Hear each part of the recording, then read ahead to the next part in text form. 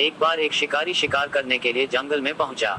उसने अपने तीर पर बहुत ही खतरनाक जहर लगाया और शिकार को निशाना बना करके उसने तीर को छोड़ा, लेकिन उसका तीर चूक गया और तीर एक पेड़ पर जा लगा। वह पेड़ बहुत ही हरा भरा और बहुत सारे तोते उस पेड़ पर रहते थे। जैसे ही वह जहरीला तीर उस पेड़ पर जाकर लगा, वह पेड़ धीरे धीरे सूखने लगा और उस पेड़ पर जो भी तोते रहते थे वह एक एक करके उस पेड़ को छोड़कर जाने लगे।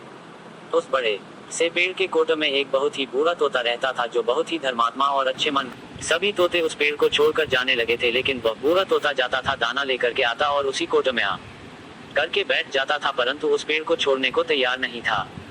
बूढ़े तोते के साथियों ने कई बार आकर के उसे समझाया कि यह पेड़ सूख रहा है और किसी दिन गिर भी जाएगा, चलो किसी और पेड़ पर चल कर रहा जाए, परंतु वह बूढ़ा तोता वहां से जाने को तैयार नहीं हो रहा था।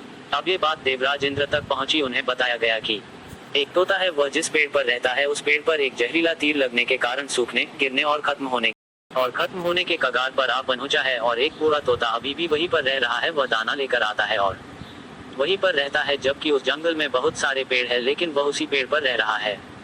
देवराज इंद्र प्रकट हुए और उस बूढ़े तोते से कहने लगे कि आप बहुत धर्मात्मा है, बहुत ही अच्छे मन के हैं, लेकिन आप इस पेड़ को छोड़कर किसी और पेड़ पर चले जाइए, क्योंकि यह पेड़ कुछ ही दिनों में गिर जाएगा। तालाब के पास में बहुत से बड़े बड़े हरे भरे पेड़ है, बड़े बड़े कोट है, उन पेड़ों पर फल भी लगे हुए हैं, उन्हें वहीं पर तोड़कर खा सकते हैं, परंतु यहाँ से आप चले जाए। तोता बोला, माफ कीजिएगा, इस पेड़ ने मुझे जीवन दिया है, शिकारियों से मेरी रक्षा की है, हर मौसम में मेरे साथ रहा है, ये कोट मेरा घर है, यहाँ मैं पला बड़ा हूँ, इस पेड़ को मैं छोड़कर कैसे जा सकता हूँ? इस पर संकट आया है तो क्या मैं इसे छोड़कर चला जाऊँ? मैं ऐसा कभी नहीं कर सकता। देवराज इंद्र तोते के इस बात से बहुत ही प्रसन्न हुए। उन्होंने तोते से कहा, मैं आपके इस बात से बहुत ही खुश हूँ, मांगो जो आपको मांगना हो। तो उस बूढ़े तोते ने कहा, मुझे बस इतना मांगना है कि जिस पेड़ ने मुझे जन्म दिया, पला बड़ा, जिसे आप मेरा जन्मभूमि कह सकते हो, आप इसे फिर से वैसा ही हरा भरा कर दो जैसा ये था। देवराज इंद्र ने अमृत से उस पेड़ को सिंच दिया और पहले की तरह हरा भरा कर दिया।